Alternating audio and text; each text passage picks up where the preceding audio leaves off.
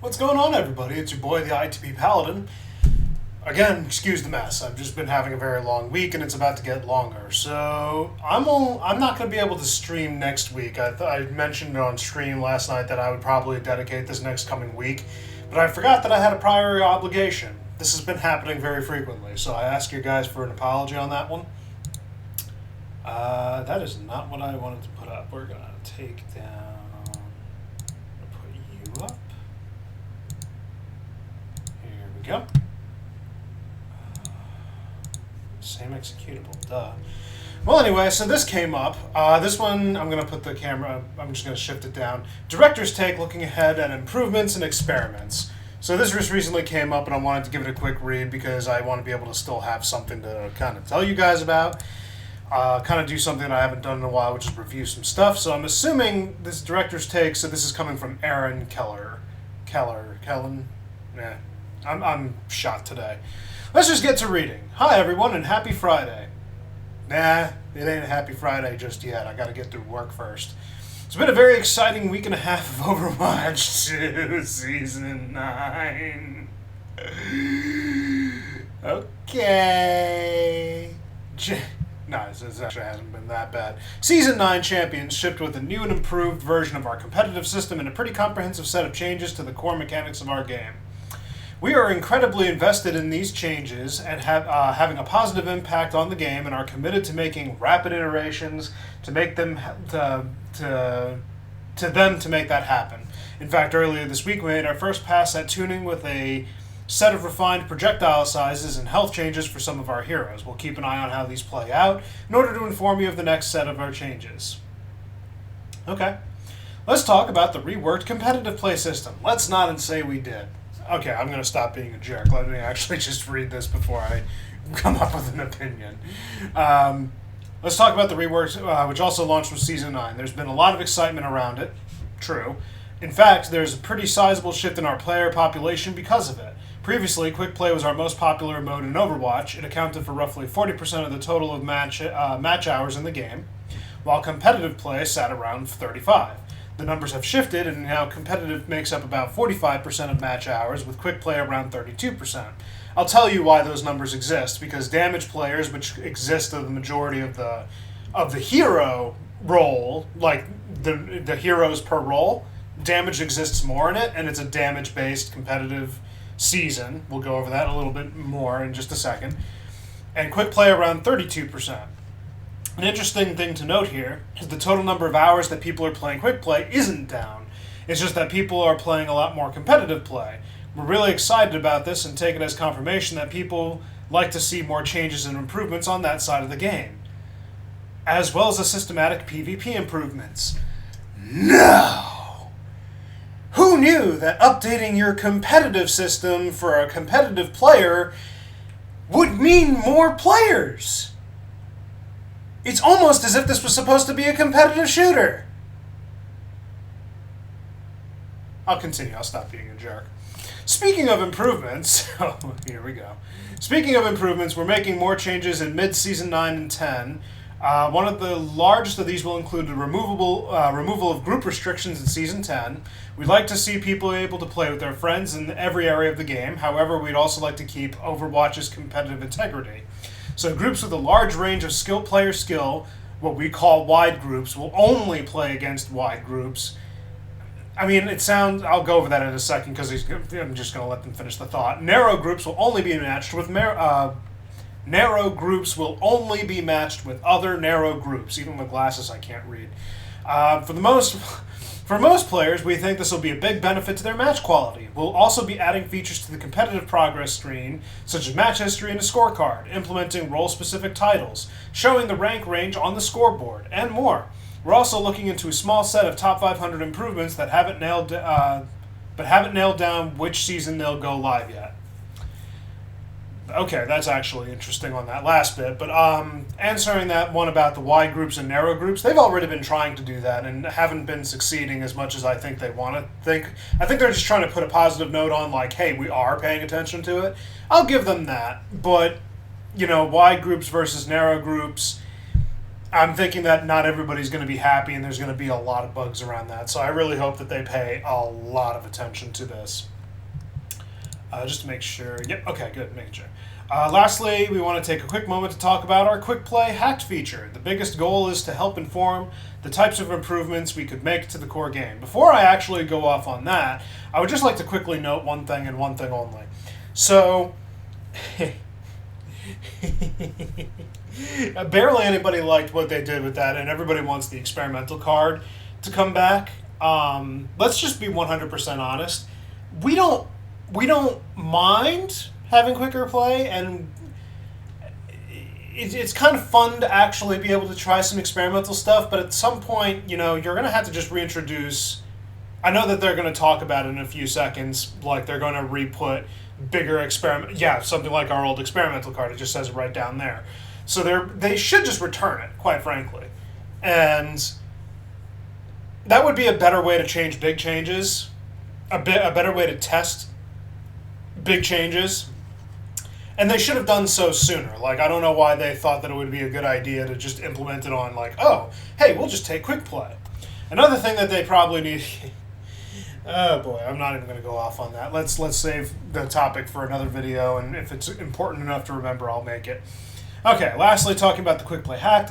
For instance, based on the first one we ran, Quicker Play, we're looking at making a few changes to the game. We'll be increasing the speed of the push bot when he's pushing the barrier. We're implementing a speed boost at a spawn for flashpoint maps, as well as during setup for defenders on hybrid and escort modes. We're also be reducing the match length of push from 10 minutes to 8 minutes in Quick Play, and are discussing whether to do that in competitive. How about you just start with Quick Play and leave it for the rest of it? So let's just go over that for a second before he's going to talk about some of the feedback they received. So, Quicker Play. Didn't like it myself personally, and I avoided it like the plague. Reason being is because I knew that there was going to be a lot of, overstimulation for me personally. And on top of that, I was like, no, if you're going to make these changes, but you're not going to actually address some real concerns from the community, then I don't want any part in it.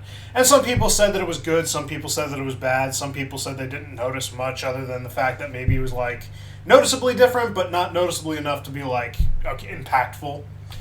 Talking about the push bot. So I don't like the mode push. I mean, I can guarantee that it's a more fair matchup or a match... game mode, than Flashpoint. I'll give it that. I never liked push from the implementation. It could have been implemented better. Quite frankly, I'm not happy with push, especially since it shows up more often than it probably should when they only have 3 maps. It feels like the game is stagnant because you only have the same 3 maps ever show up in a rotation. You could be playing for almost 3 hours and still get 3 repeat maps, and that's happened to me on a few occasions, and maybe I might be a little over-exaggerating, but even still, I can guarantee you, and this is no exaggeration, that I've had repeat maps at least twice within one play session of 3 hours and waiting. That's counting being in the main menu, looking at different things at my settings, then waiting in the queue, and then playing in the match, so on and so forth. I've had that happen. It's like the map variety shrunk greatly. And I think that if they're going to be running these types of changes more avidly, it may be time to bring back 2CP. Now, I know that there's some people that are like, oh no, screw 2CP. That game mode can burn in hell or whatever. They kind of over-exaggerate in the forums and basically equate to that. But 2CP, I actually liked the game mode, and it can be balanced if they're willing to put in the work. Because, look at what they're doing for these game modes that they're trying to make work, even though they're fundamentally flawed. 2CP could be on that fix too, and they could reintroduce it. We would have our favorite maps back, like Temple of Anubis for me, as well as Hanamura. Volskaya Industries, I understand why nobody liked it. Same thing with Paris. Obviously, Horizon Lunar Colony was another big one that people didn't like. If they're willing to put in the work for the maps that are currently in rotation, then there is no saying that they can't do that for 2CP. Oh, but there's 2 less players on every map. It's going to be too big of an environment.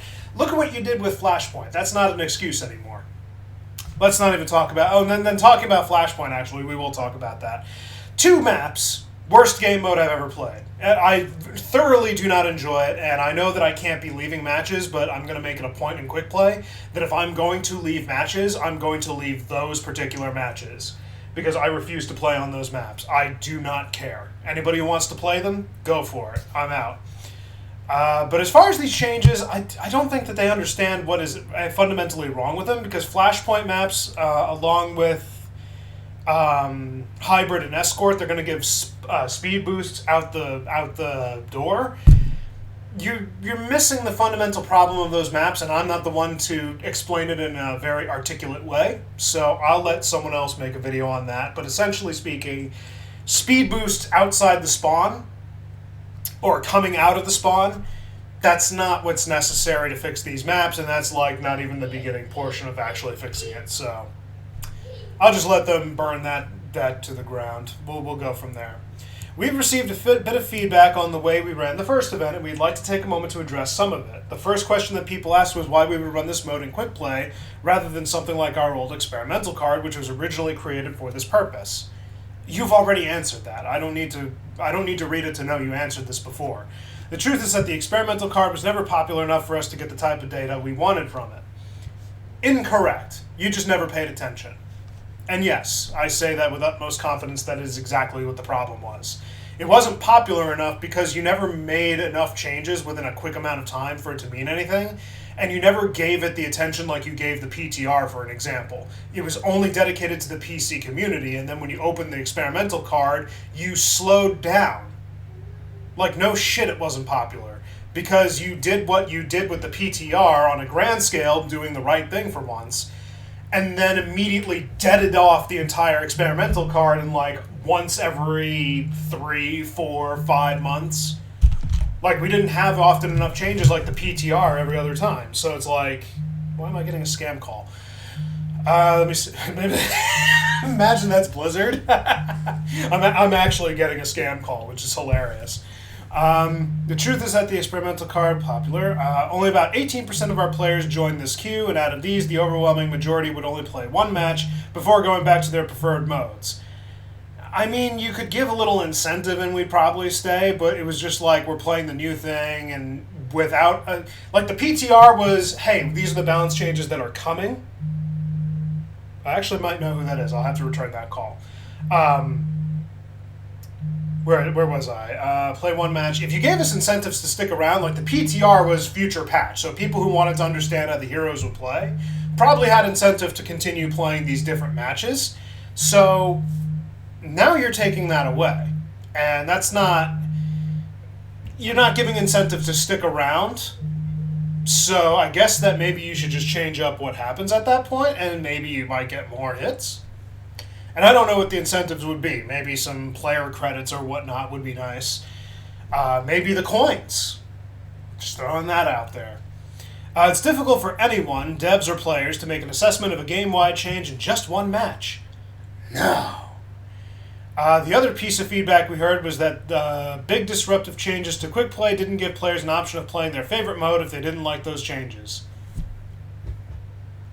Based on what we heard, we'll change the way we run quick play hacks for future events. When we want to test things that have potential for being fairly disruptive, we'll run the mode in a separate card next to quick play. When we want to test something that's a little bit more moderate, we'll probably take over quick play, but for a shorter period of time during the week.